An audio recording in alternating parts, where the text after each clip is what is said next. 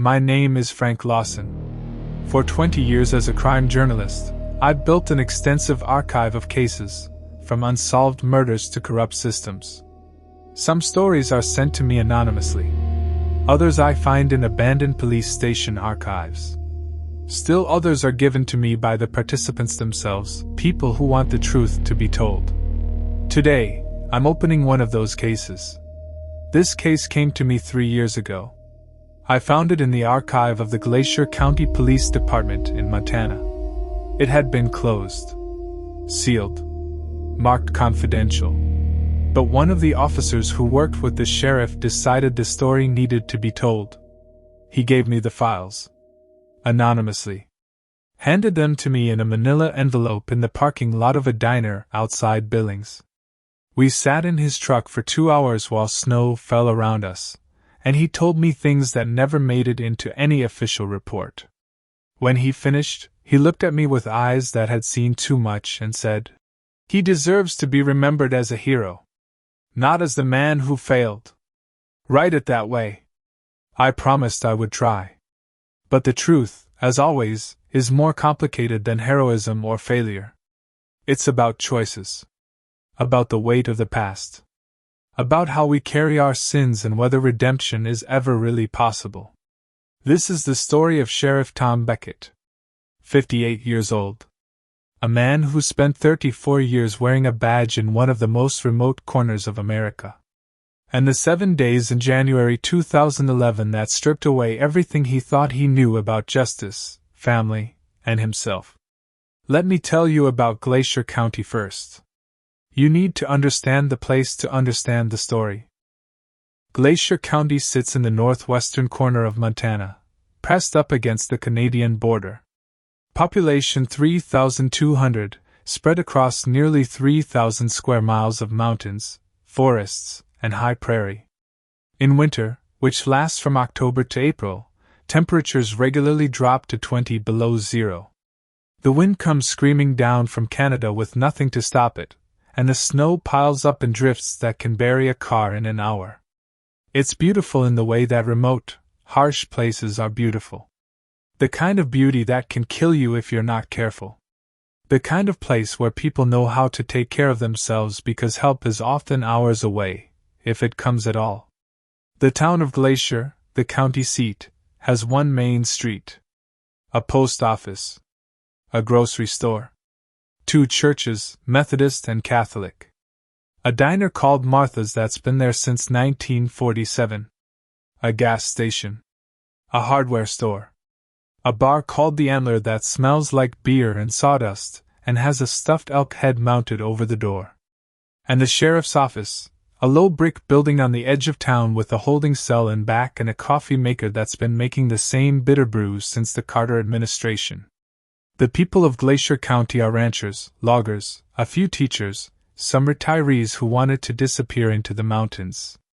They're the kind of people who wave when they pass you on the road, who show up with casseroles when someone dies, who don't ask too many questions about where you came from because they figure it's none of their business as long as you're not causing trouble.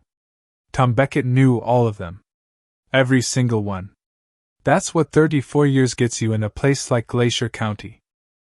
Tom was born in Billings in 1952, but his family moved to Glacier when he was 5. His father worked for the Forest Service. His mother taught at the elementary school. Tom grew up hunting elk in the fall, fishing in the summer, learning to drive on Forest Service roads when he was 12, helping neighbors fix fences and haul hay. He was a good kid. Quiet. Responsible. The kind of son parents pointed to and said, "Why can't you be more like Tom Beckett?"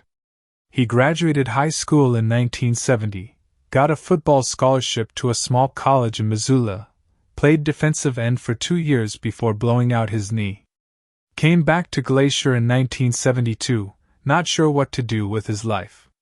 Worked construction for a year. Drank too much. Got in a few fights. Then Sheriff Coleman, who'd been running the county for 20 years, offered him a job as a deputy. 23 years old. No law enforcement experience. But Coleman saw something in Tom. Steadiness. integrity, a need to prove himself. Tom took to the work immediately. He liked the structure, the clear sense of right and wrong, the feeling that he was protecting people who couldn't protect themselves. He went through the police academy in Helena, finished top of his class, came back and worked as Coleman's deputy for 6 years. In 1977, he met Sarah. She was a nurse who'd moved to Glacier from Seattle, looking for a quieter life. They met when Tom brought in a rancher who'd nearly cut his hand off with a chainsaw. Sarah stitched the man up while joking about how Montana men seemed to think they were tougher than physics. Tom asked her out that same day. They were married 6 months later. It should have been a perfect life. Small town. Good job.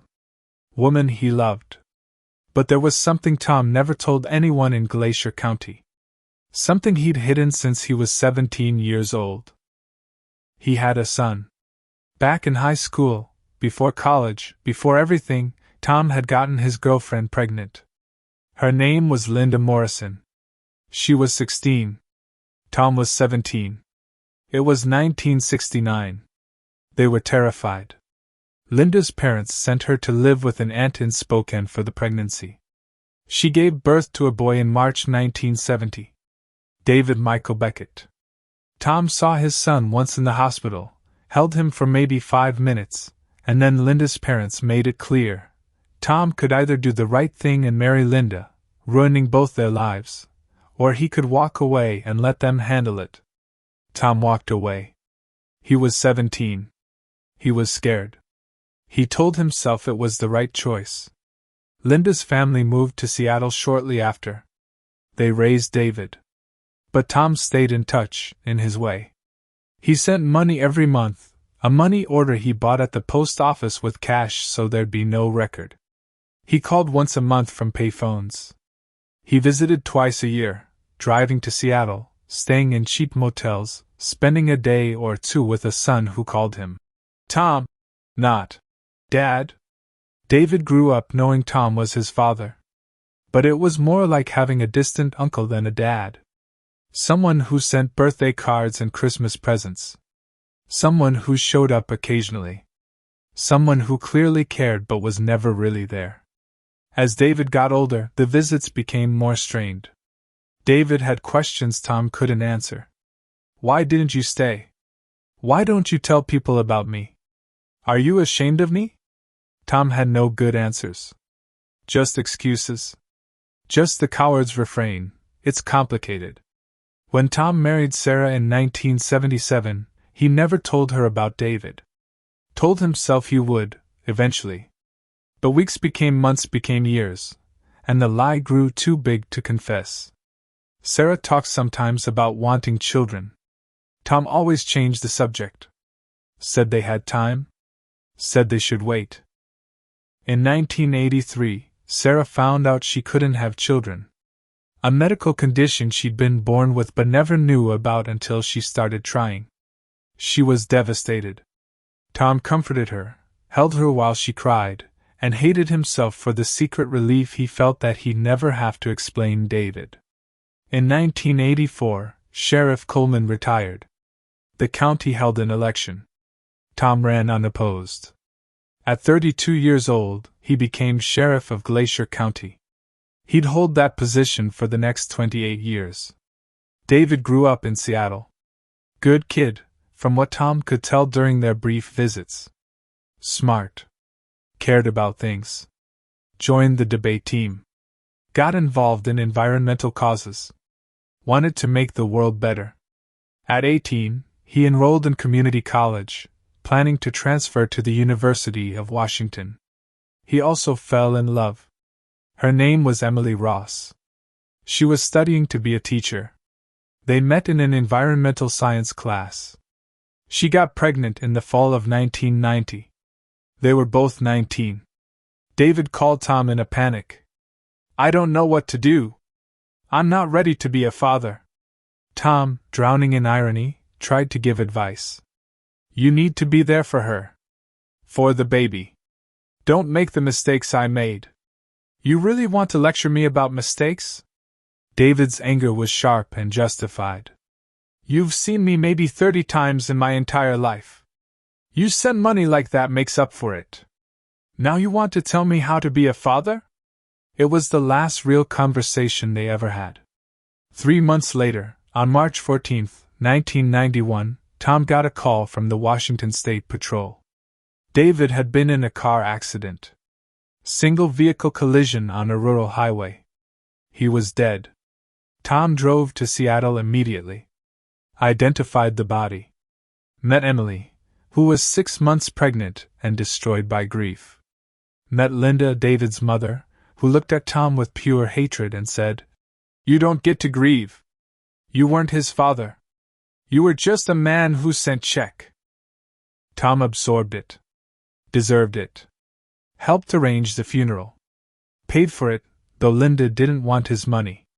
Stood at the back of the service and listened to people talk about a young man he barely knew.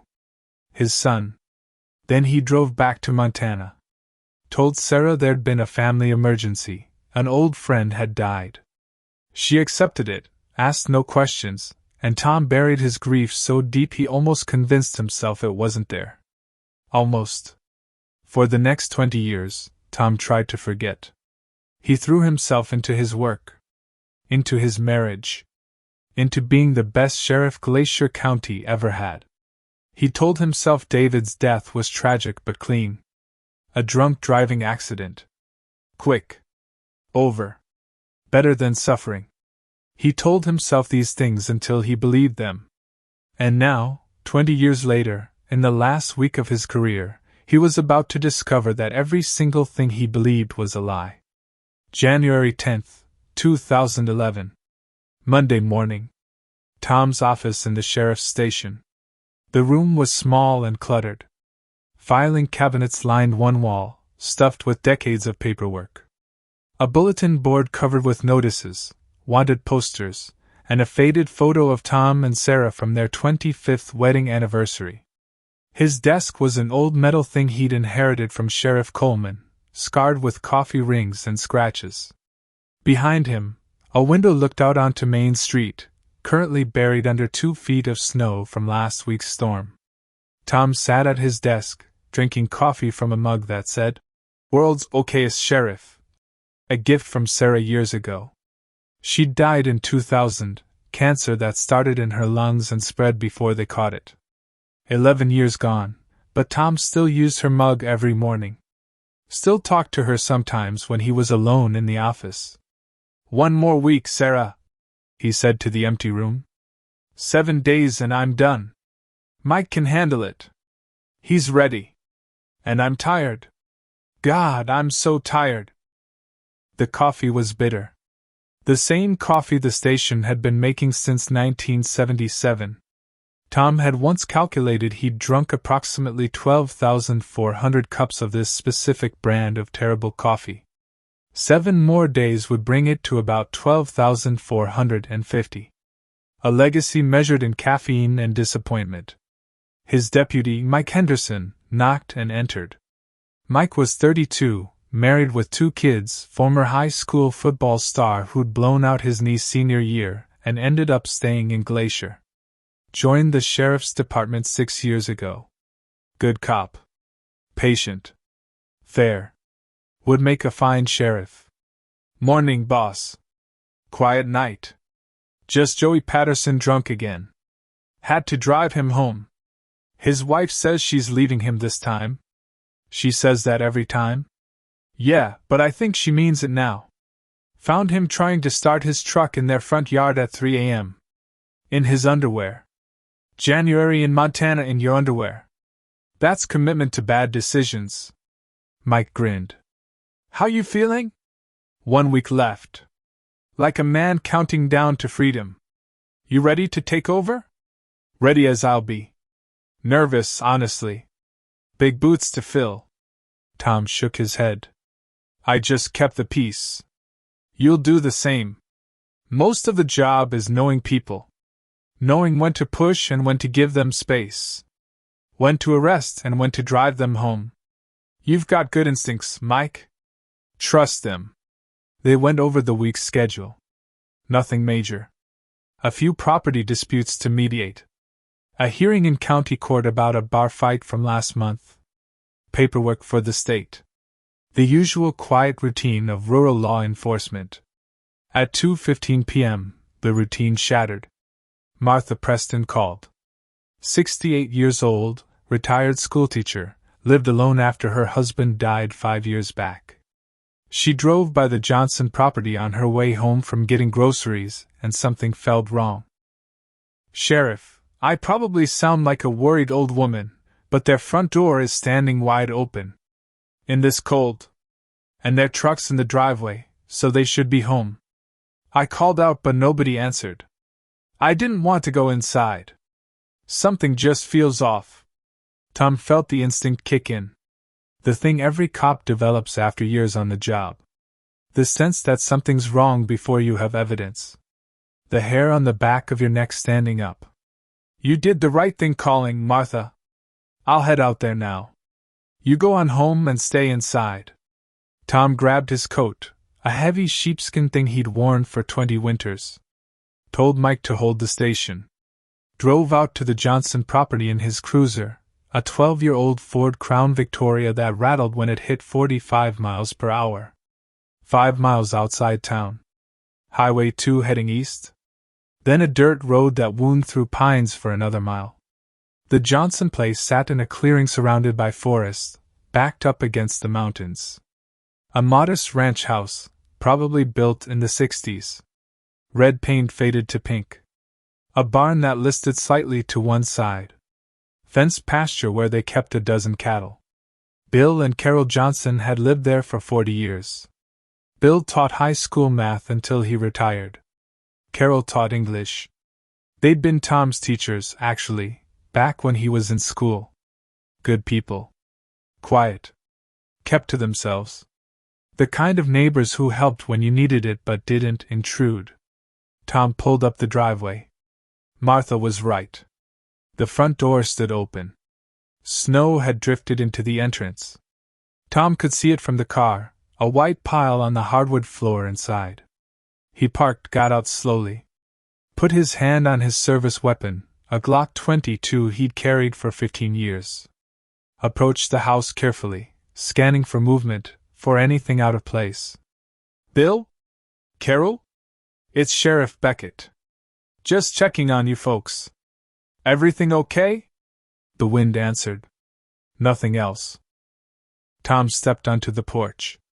The boards creaked under his weight. He could see his breath in the air. Cold enough to see it even in the fading afternoon light. "Bill? Carol?" He pushed the door open wider and stepped inside. The living room was neat. Too neat. That was the first thing Tom noticed. Carol Johnson kept a tidy house, but this was different.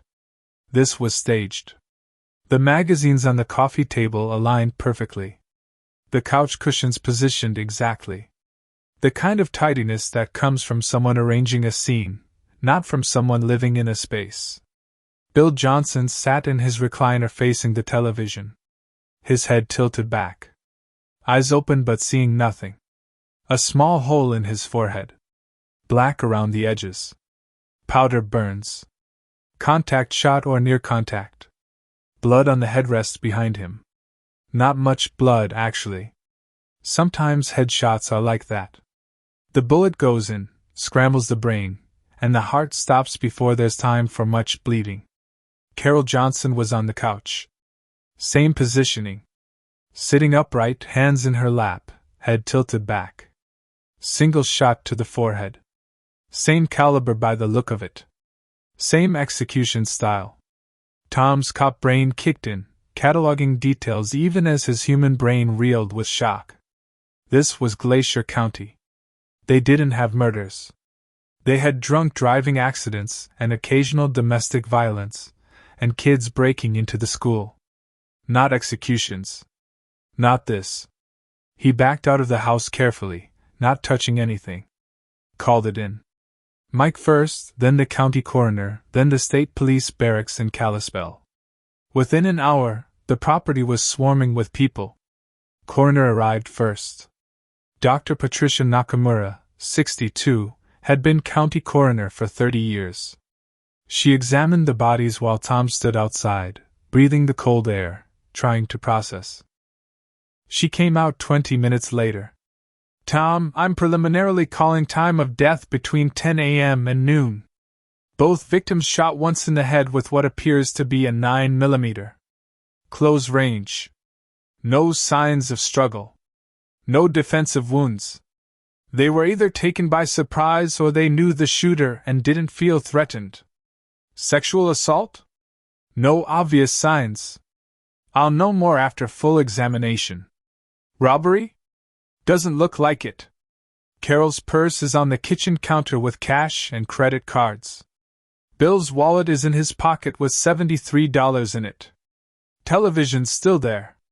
Computer's still there. If this was robbery, they took nothing. Mike Henderson arrived with 2 state police detectives, Morrison and Reyes. They were based out of Kalispell, covered the northwestern corner of Montana. Tom had worked with them before on the occasional major case that crossed county lines.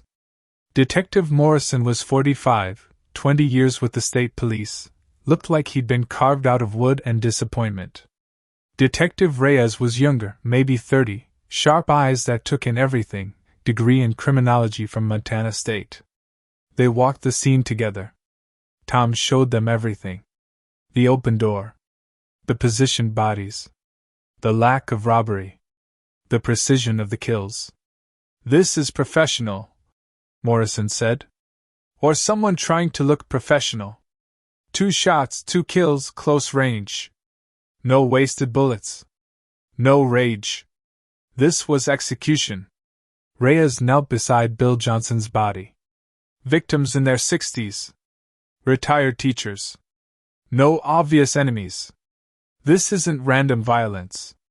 The killer came here specifically for them. Any connection to drugs? Morrison asked. We've had some meth labs pop up in rural counties. Maybe they saw something they shouldn't have. Tom shook his head. Not Bill and Carol. They were as straight as they come. Church every Sunday. Volunteered with literacy programs. If they had a dark secret, they hid it better than anyone I've ever met. Everyone has secrets, Sheriff, Reyes said. Tom couldn't argue with that. They processed the scene for hours. Took photographs. Collected evidence. Searched the house for anything that might explain why someone would kill 2 retired teachers in the middle of winter in rural Montana. They found nothing. No forced entry. No signs of struggle. No evidence of any kind except 2 bodies and 2 spent shell casings. 9mm, like Patricia said. Common caliber. Could be any one of 10,000 guns. By 6 p.m., the light was failing and the temperature was dropping. They sealed the scene, posted a deputy to guard it overnight. Tom drove back to the station in a daze. Mike was waiting. Sheriff, the whole town's calling. Everyone heard. Everyone wants to know what's happening. Tell them we're investigating. Tell them to lock their doors.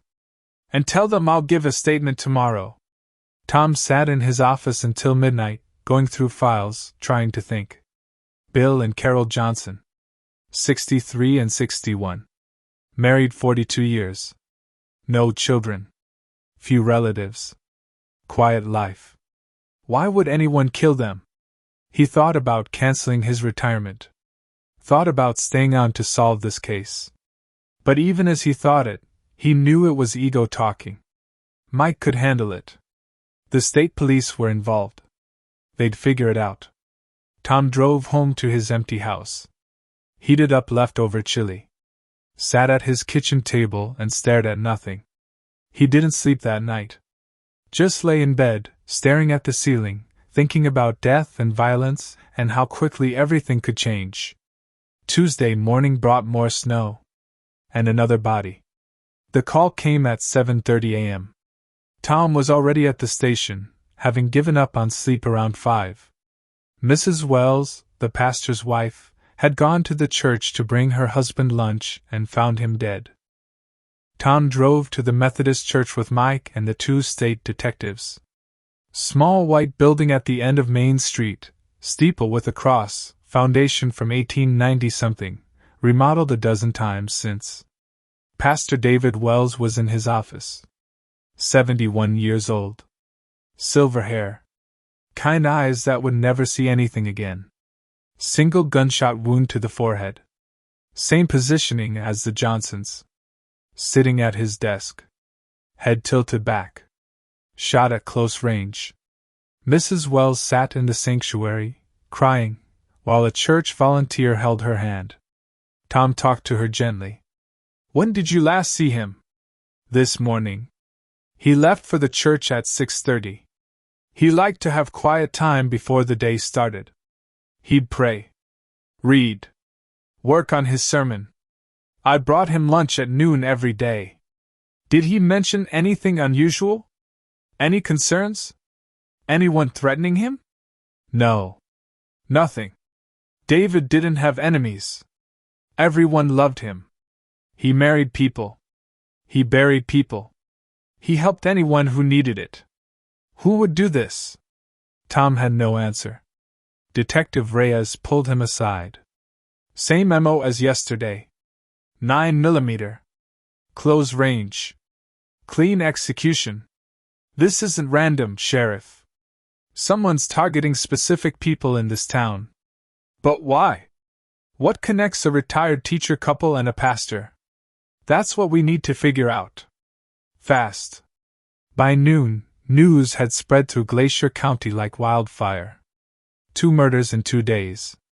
3 deaths total. In a town that hadn't seen a murder in 40 years.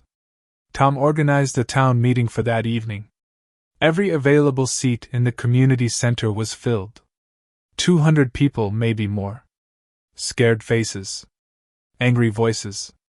Demanding answers Tom didn't have. He stood at the front, in his uniform, feeling every one of his 58 years. I won't lie to you. We have 3 murders. We don't know who's doing this or why. State police are here.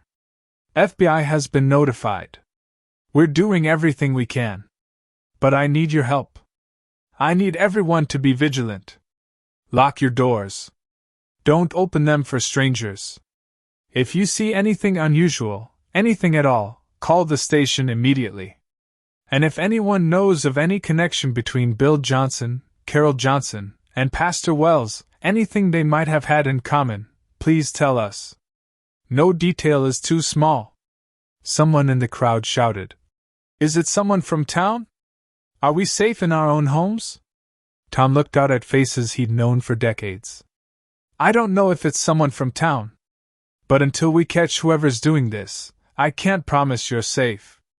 I'm sorry. I wish I had better answers. He spent Tuesday night back at the station, building a timeline, a victim profile, searching for connections. Bill Johnson, born 1947. Grew up in Glacier. Taught high school math for 38 years. Retired 2005. Married Carol in 1968. No children. Member of the Methodist Church. Served on the school board in the 80s and 90s. Hobbies: fishing, woodworking. No criminal record. No known enemies. Carol Johnson, born 1949. Grew up in Butte, moved to Glacier in 1966. Taught high school English for 36 years. Retired 2007. Same church, same community involvement as Bill. Hobbies: gardening, book club. No criminal record. No known enemies. Pastor David Wells, born 1939. Grew up in Great Falls. Became a Methodist minister in 1965. Served churches in 3 different Montana towns before coming to Glacier in 1986. Married Linda Wells in 1967. 3 adult children, all living out of state. Well liked. No controversies. No known enemies. Tom stared at the profiles until his vision blurred. What connected them? Age? Profession? Church? The school? Wednesday. The storm hit. Heavy snow started around 3 a.m. and didn't stop. By dawn, 6 inches had fallen. By noon, another 6. Roads became impassable. Tom told non-essential personnel to stay home. Just him, Mike, and the 2 state detectives at the station.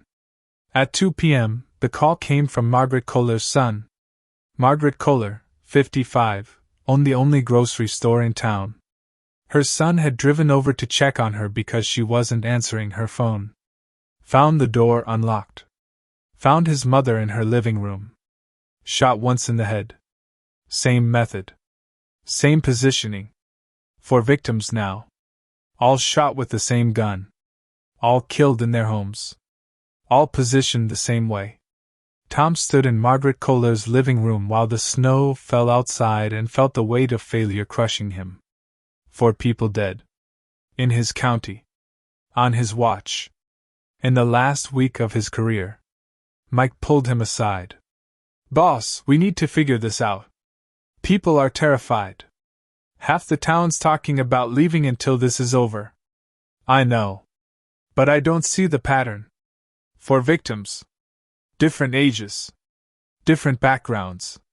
What connects them?" Detective Morrison joined them. "I've been looking at timelines. All 4 victims have lived in Glacier County for decades.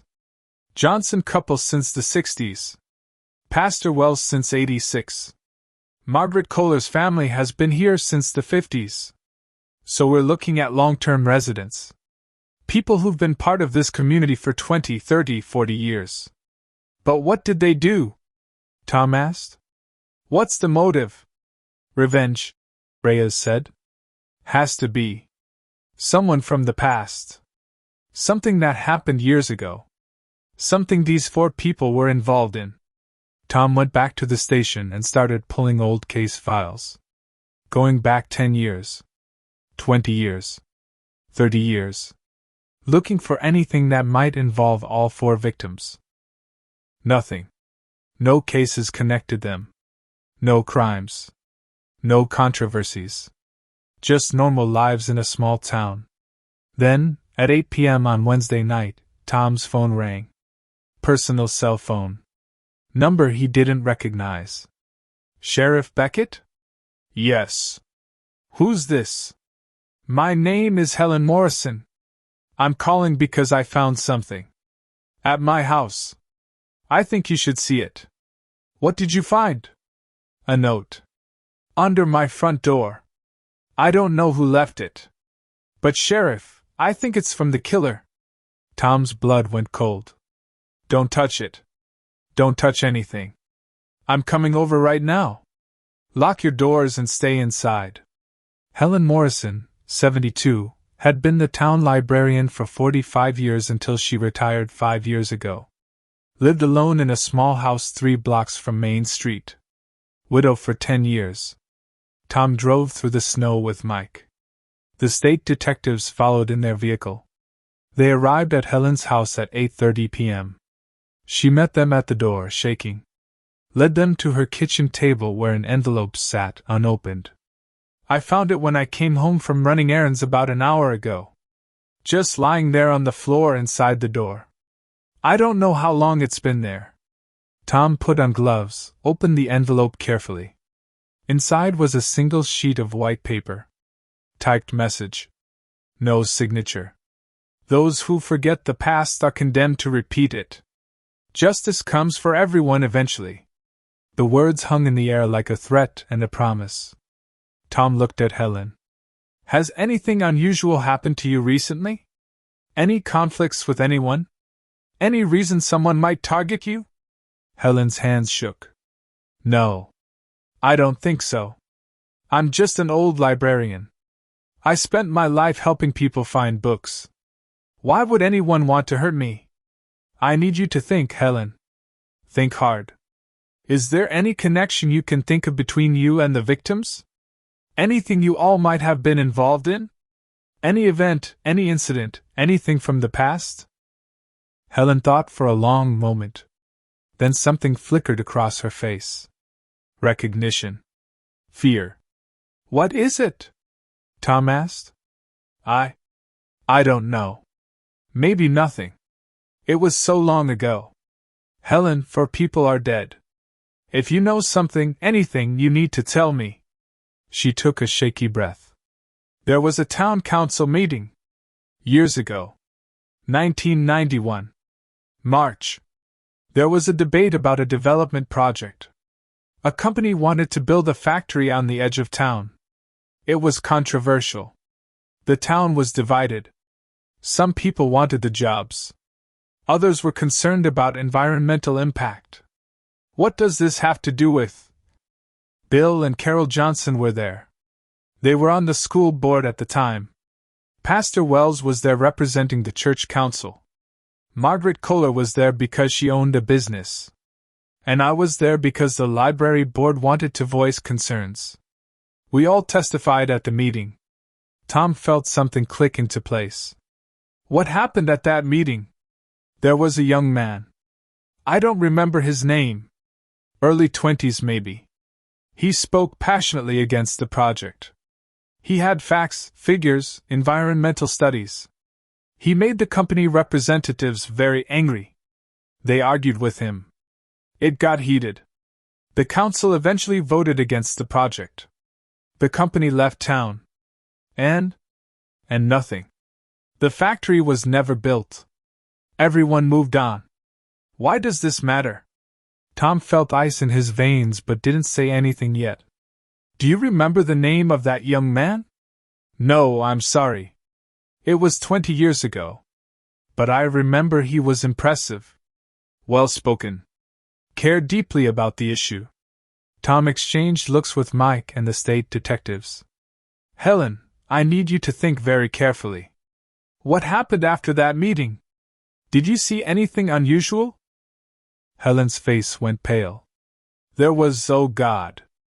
I'd forgotten. There was an accident that night. A car accident on Highway 2. The young man who spoke at the meeting, he was killed. Single vehicle crash. Everyone said he was driving drunk.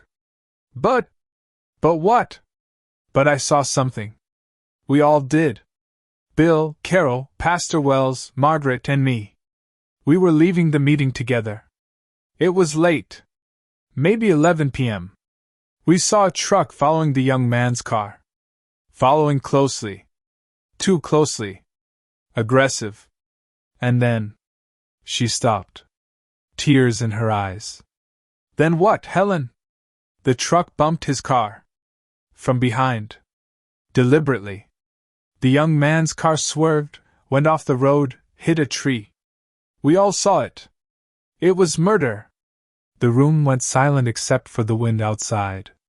Tom's voice was barely a whisper. What was the young man's name? I don't remember. I'm sorry. It was 20 years ago. What did you do? After you saw the accident? Helen's tears fell freely now. The driver of the truck, he got out.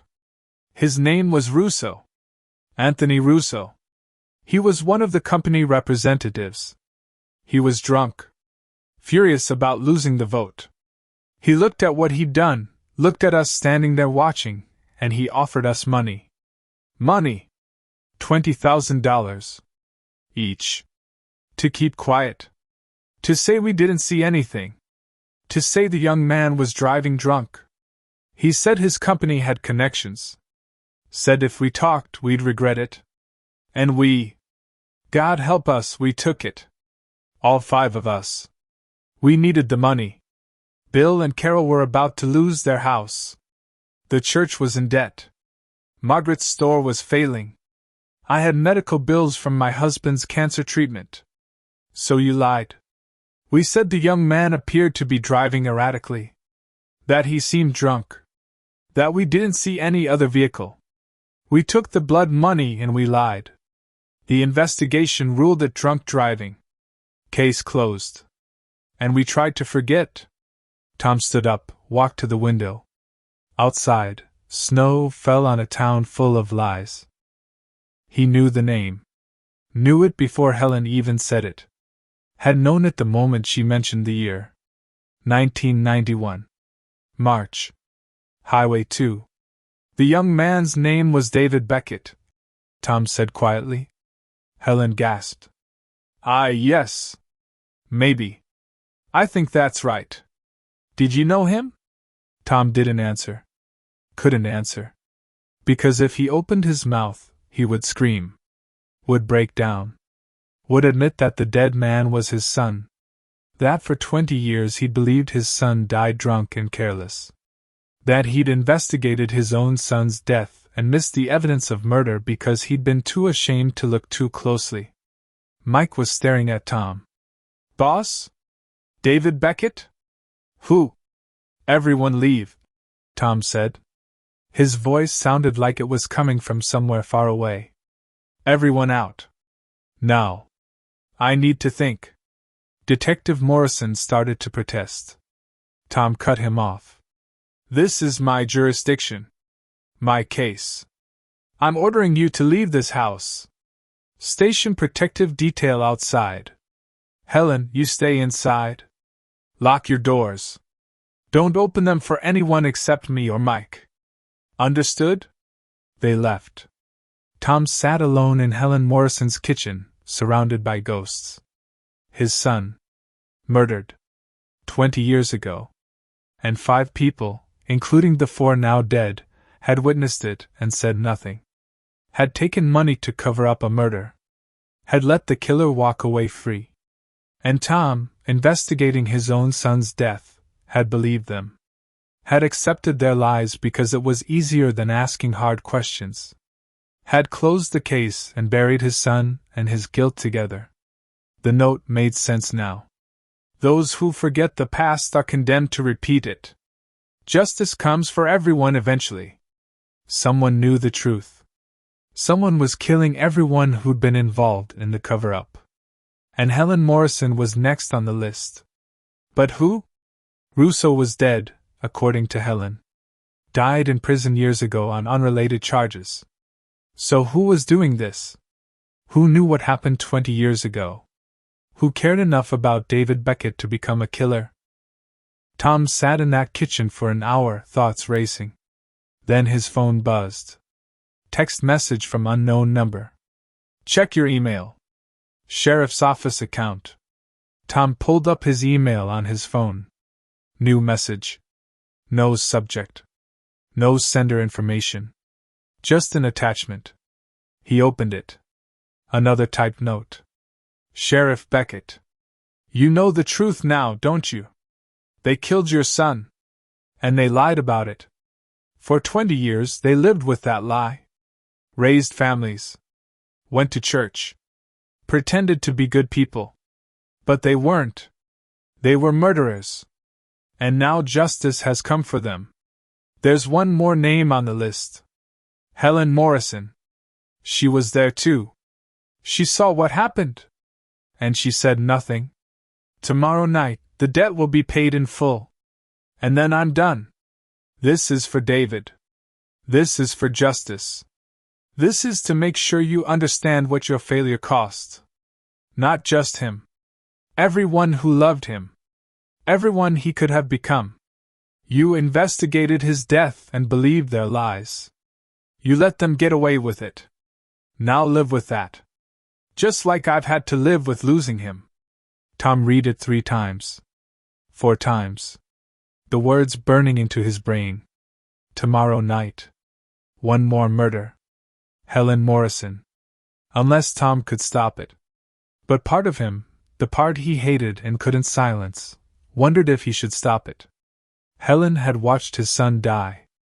Had taken money to lie about it. Had let a murderer go free. Didn't she deserve what was coming? Tom shook his head, disgusted with himself. He was a cop. Had been for 34 years. He enforced the law. Even when the law protected people who didn't deserve it. Even when justice and law weren't the same thing. He called Mike. Get everyone back to Helen's house. We're setting up protection.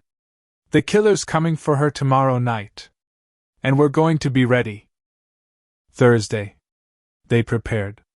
State police sent 4 additional officers. Tom and Mike made 5. Detective Morrison and Reyes made 7.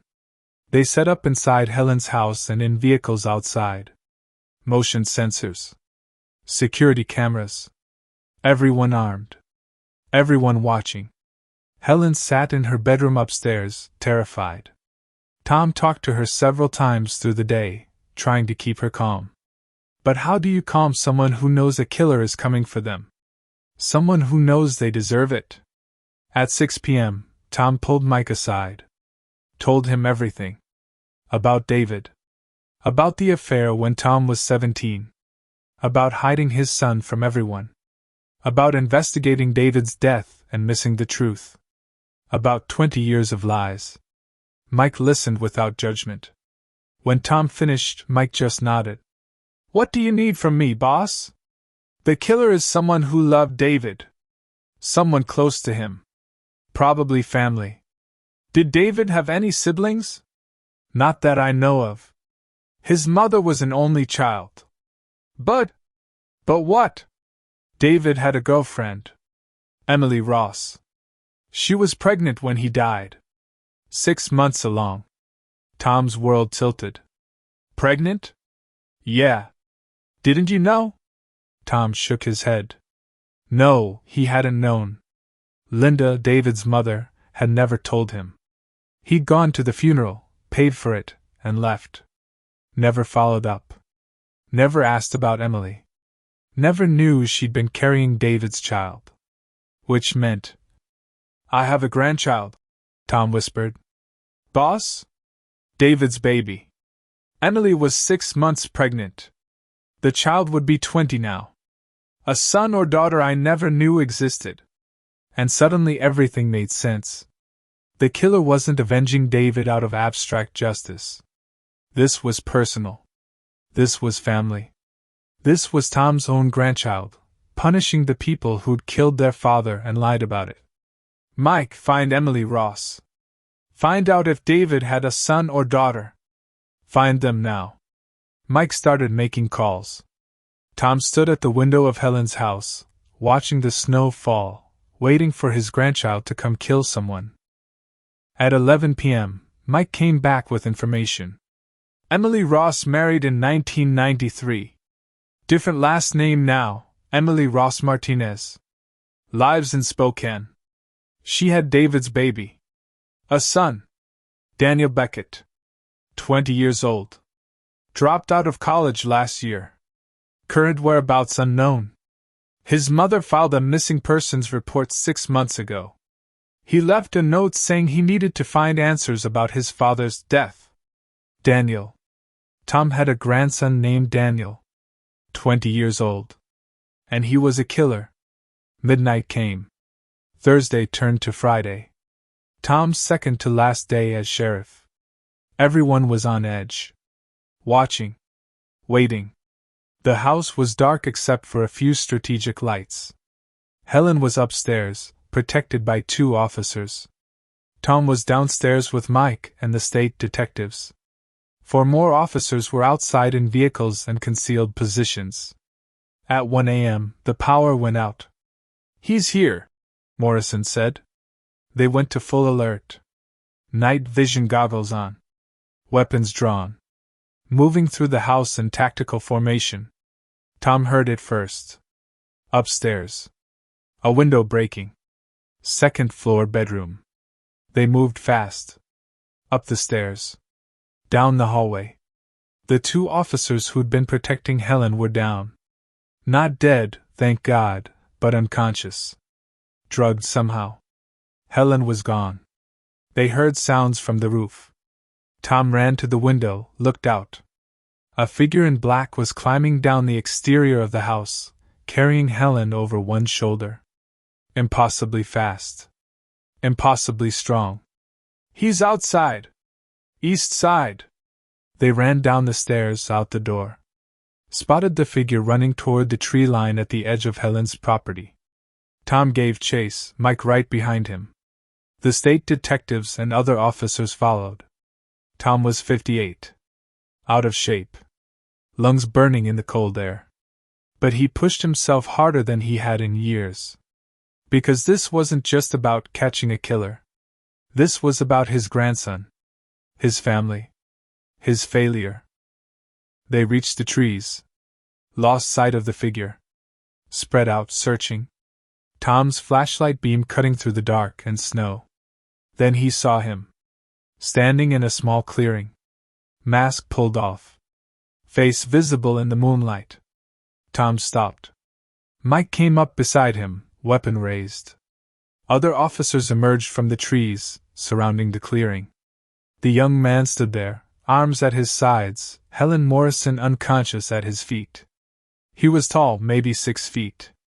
Athletic build, dark hair, and features that were painfully, impossibly familiar.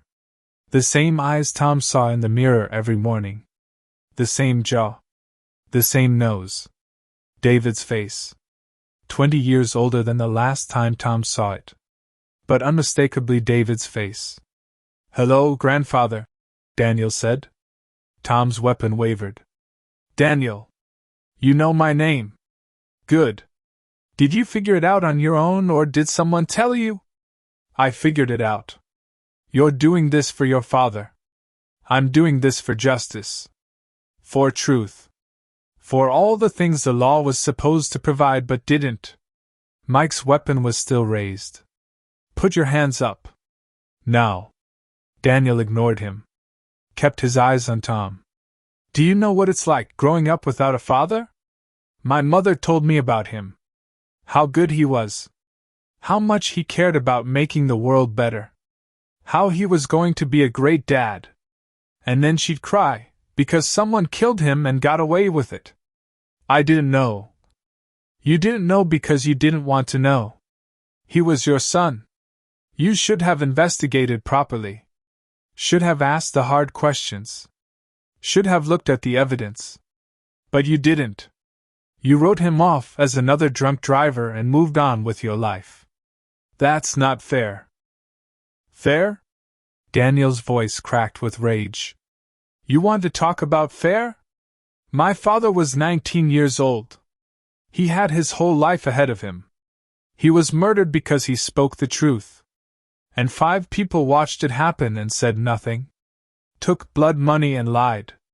And the system you devoted your life to protecting let them get away with it. So you killed 4 people. I delivered justice. They took my father. They took your son. They felt no remorse. They lived comfortable lives with their dirty money. Well, not anymore." Tom lowered his weapon. Mike looked at him in shock. "Boss, what are you?" "Stand down, Mike. Everyone stand down. Sheriff, we can't." "That's an order." The officers slowly lowered their weapons. Confused. Uncertain. Looking to Tom for guidance. Tom walked forward slowly. Hands visible. Non-threatening. Until he stood 10 feet from Daniel. "What you're doing, Daniel, it's not justice. It's murder. And I understand why. I understand the rage. I understand feeling like the system failed. Because it did fail. I failed. I should have looked harder. Should have questioned. Should have been a better father to David in the first place so he'd have told me about you. So I could have been in your life. But this has to stop. Helen Morrison is afraid and guilty, and she made terrible choices. But killing her won't bring your father back. Won't make anything right. It'll just create more pain. More death. More families destroyed.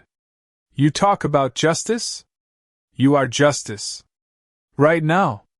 You're standing at the line between being a killer and being something better. Your father wouldn't want this. He fought for the environment, for truth, for making the world better through law and persuasion. Not through violence. Daniel's eyes filled with tears. He deserved better than he got. He did. And so do you. You're 20 years old. Your whole life ahead of you. Don't throw it away on revenge. Help me make this right the proper way. Testify. Tell the truth. Let the world know what happened to your father. Let his death mean something more than just creating more death. They'll just cover it up again. No. I promise you they won't. I'll make sure everyone knows. I'll hold a press conference. I'll write reports. I'll shout it from the rooftops if I have to. But you have to stop. Now. Please. Daniel stood there for a long moment. Tom could see the war in his grandson's face. The rage fighting against reason. The need for vengeance fighting against the exhaustion of carrying it. Then Daniel sank to his knees in the snow. I'm so tired, grandfather. I'm so tired of being angry. Tom walked forward, knelt beside him, put his arms around his grandson for the first time and held him while he cried. I know you are. But it's over now. It's done. Behind them, Mike and the other officers slowly approached. They secured Helen, who was unconscious but breathing. They put handcuffs on Daniel. Read him his rights. Tom stood there in the snow, watching his grandson being led away, and felt the full weight of 34 years of failure crushing him. Friday and Saturday passed in a blur of statements, interviews, paperwork. Daniel was charged with 4 counts of first-degree murder. Held without bail. Public defender appointed. The story came out. All of it. The town council meeting in 1991. Anthony Russo running David Beckett off the road. The 5 witnesses who took blood money to lie. The cover-up. Tom's own failure to investigate properly. Tom held a press conference. Stood in front of cameras and told the truth about everything. About David being his son. About hiding that relationship. About missing evidence of murder because he'd been too ashamed to look closely. The media had a field day. Sheriff's secret son. Cover-up in Montana. Justice delayed 20 years. Sunday. Tom's last day as sheriff. He went to the station early. Cleaned out his desk. Filled 3 boxes with personal items. Photos. Awards. Meaningless trinkets from 34 years of service. At 10 a.m., the mayor and town council held a brief ceremony. Much smaller than planned. Much quieter. They thanked Tom for his years of service. Gave him the usual plaque and watch. But the words rang hollow. Everyone knew the truth now. Tom accepted their thanks with grace he didn't feel. Then he went back to his office one last time. Mike knocked on the door. Boss? You okay? I don't know. Ask me in a year. For what it's worth, you did the right thing. At the end. You could have killed Daniel.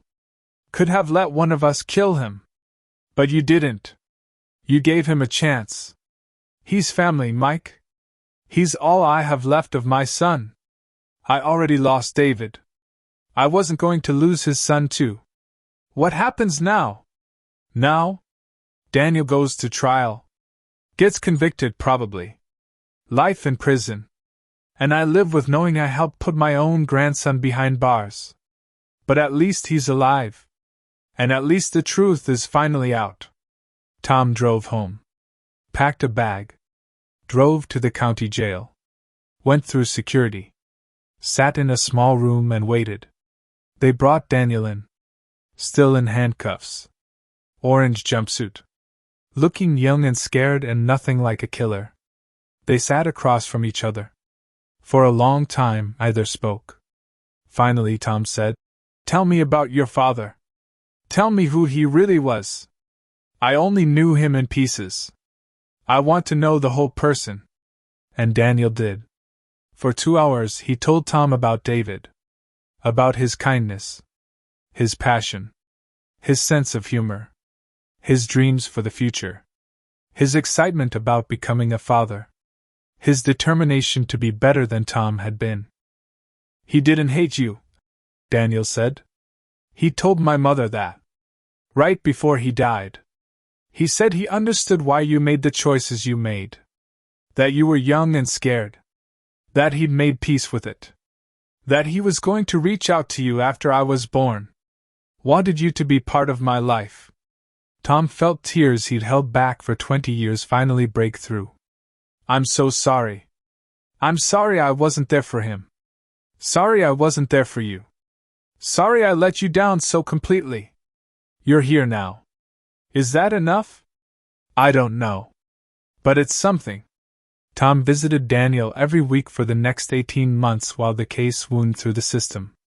Got to know his grandson. Learned about his life. His mother Emily, who'd remarried and tried to move on but never stopped grieving David. Daniel's childhood. His struggles. His anger at a father he never knew and a grandfather who didn't want to be found. The trial was straightforward. Daniel pleaded guilty to 4 counts of second-degree murder. His lawyer argued diminished capacity, extreme emotional disturbance, the trauma of growing up without a father because of a covered-up murder. The jury deliberated 3 hours. Found him guilty on all counts. The judge sentenced him to life in prison with possibility of parole after 25 years. As they led Daniel away, he looked at Tom one last time. Thank you for stopping me before I killed Helen. I don't think I could have lived with that 5th murder. Tom nodded, unable to speak, watching another member of his family disappear behind bars. The town of Glacier never fully recovered. The story was too big. Too damaging. People left. Businesses closed. The population dropped below 3,000 for the first time in 50 years. Tom stayed. Bought a small place on the edge of town. Visited Daniel once a month, a 5-hour drive to the state prison. Spent his days reading, walking, trying to make sense of what his life had become. Helen Morrison moved away 6 months after the trial. Couldn't stand living in a place where everyone knew what she'd done. Tom heard she died 2 years later. Heart attack. Alone in a Boise apartment. Emily Ross Martinez visited Daniel occasionally. The first time she and Tom met, at the prison, they sat in the visitor's room and cried together. For David. For Daniel. For all the ways they'd failed. He would have been a good father, Emily said. He was so excited. So scared. But so determined to do it right. He would have been better than me, Tom said. Maybe. But you're trying now. That counts for something. Tom served out the rest of his life in quiet penance. He wrote letters to the families of the 4 victims, though 3 of them sent them back unopened. He gave interviews about the case, about how corruption can hide in plain sight, about how the cover-up is often worse than the crime. He died 4 years after retiring. Heart attack, same as Sarah. Quick and final. He was 71 years old. At his funeral, Daniel was allowed to attend. In handcuffs and chains, flanked by guards. He stood at his grandfather's grave and said a prayer in Blackfeet, the language of Tom's mother, Daniel's great-grandmother. A prayer for the dead. A prayer for the lost. A prayer for second chances that come too late. After the funeral, Emily approached the grave. Placed a photo between the flowers. It showed 3 people, David Beckett at 18, smiling. Tom Beckett at 30-something, also smiling. And Daniel Beckett as a baby, held between them in a crude Photoshop job that Emily had made years ago, imagining what could have been. 3 generations of Beckett men. 2 dead. 1 in prison. All destroyed by choices and lies and the weight of unfinished business. This case came to me, as I said 3 years ago. The officer who gave me the files did so because he thought Tom deserved better than to be remembered as the sheriff who covered up his own son's murder. He wanted people to understand the complexity, the tragedy, the impossible choices. I've tried to do that. To tell this story honestly. To show how good people can make terrible choices. How the pursuit of justice can become injustice. How families can be destroyed by secrets that span generations. Daniel Beckett remains in prison. He's 24 now. Teaching other inmates to read. Working on a law degree through a correspondence program. Trying to be the man his father would have been proud of. In a letter he sent me last year, he wrote, I murdered 4 people. I can never undo that. never make it right. But I can spend the rest of my life trying to be something other than a killer. Trying to honor my father's memory through action, not violence. The factory that started all this, the development project David spoke against, was never built. The land sits empty. The company went bankrupt years ago. In a bitter irony, David's environmental concerns proved correct. The project would have polluted the local watershed, would have destroyed habitat for endangered species. He died fighting to protect his home, and he won that fight. But the victory cost him everything. Glacier County continues. Smaller now. Quieter. Changed forever by 7 days in January 2011 when the past came calling and demanded payment in full. I think about this case often. About Tom Beckett sitting in that prison room with his grandson, learning about the son he never really knew. About Daniel, driven to murder by a need for justice the system couldn't provide. About 5 people who took blood money and lived with that choice for 20 years until it killed 4 of them and destroyed the 5th. There are no heroes in this story. No clear villains. Just people making choices with consequences they couldn't foresee. Just failures compounding failures until the whole thing collapsed into tragedy. Tom Beckett spent 34 years as sheriff. Served his community. Kept the peace. By any objective measure, he was good at his job. But in the end, his legacy is the thing he missed. The murder he didn't solve. The son he didn't save. The grandson he helped put in prison. Is that fair? I don't know. Maybe we're all remembered for our failures more than our successes. Maybe the things we miss matter more than the things we get right. Or maybe there are just some sins too great to atone for. Some failures too deep to overcome. Some wounds that never heal. Tom Beckett tried. In the end, he tried to do right. Tried to give his grandson a chance. Tried to make sure the truth came out. Tried to be, finally, the father and grandfather he should have been from the start. Was it enough? Daniel says yes. Emily says maybe. The families of the victims say no. The town of Glacier says nothing, just slowly fades away into history. I leave it to you to decide.